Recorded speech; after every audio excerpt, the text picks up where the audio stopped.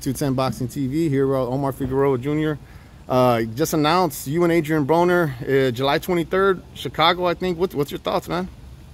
I'm just excited. I'm grateful for the opportunity. And like I said, you know, like I posted, I know that I haven't been the best lately. I know I haven't been there all, 100%, but you know, it's daily struggle, and we're still fighting, and we're still reaching, and we're gonna be back. We're gonna get back to the top. Do you feel like this is the perfect fight for you? Everybody knows Adrien Broner. I don't know if it's going to be the main event. It's at least a main event or a co-main event. Do you feel like this is the perfect fight and platform for you to show up? I feel like my team did an amazing job getting this fight together. Do or die right now, and I feel like it's the same for both of us. So we both come with a chip on our shoulder, and we're trying to prove that we still belong in this sport with the top names. And you know, boxing has racked up a lot of popularity lately, and we're just trying to capitalize.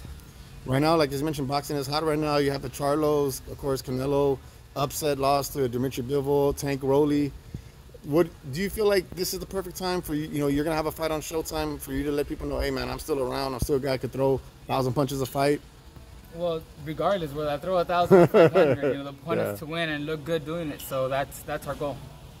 Now, your brother's going to come back July 9th. How's your brother looking? What are your thoughts on Adrien Figueroa coming back July 9th at 126? He looks great, and I feel like the fact that he won't have to drain that much, drain himself that much is going to make a huge difference in how he performs.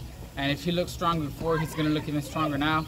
I've always said he's one of the hardest punches I've ever stepped in the ring with, and that's because we don't go full force. But when real recognized real, and my brother hits hard, and I know that at 126, him feeling better, he's going to make a mess in that division. Stephen Fulton fights tomorrow. Do you still feel like Stephen Fulton and your brother have unfinished business, and there has to be a rematch of that fight because it's very controversial?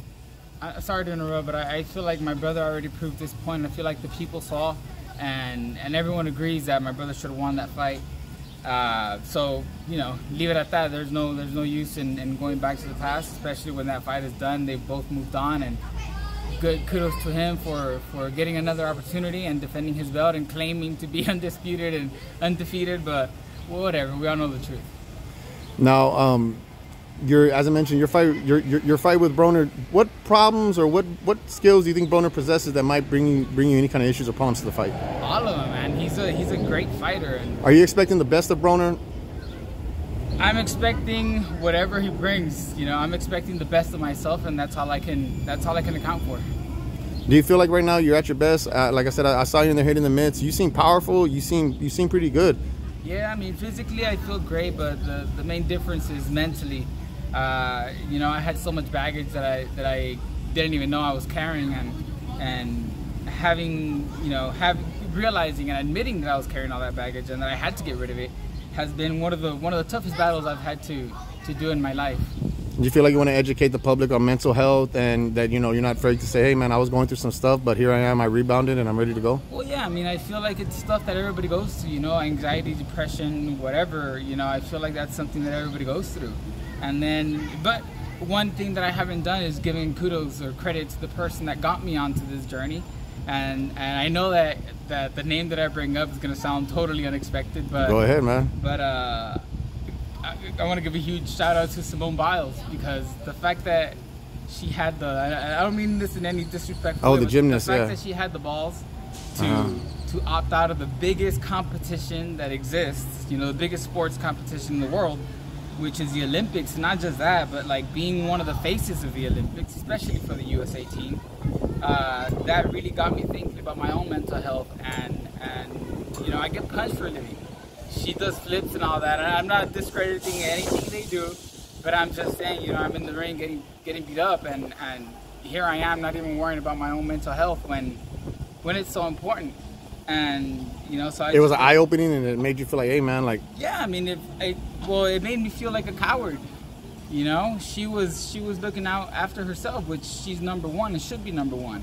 And the fact that I just kept pushing it aside this whole time, just like I said, it made me feel like a coward. And I knew I had to do something at that point. If she, like I said, if she had the balls to opt out of the biggest competition in sports, like, I could just take care of myself. That's it. All right, man. Thanks so much, man. I really appreciate you. Is there anything you want to leave off with or let the fans know? Well, just again, thank y'all for not giving up on me. Thank you to my team, Mr. Heyman, for not giving up on me, PBC, my dad, my family, for sticking by my side. It hasn't been easy, man, but we're here. All right, man. Thanks so much, Omar. Appreciate you. Thank you.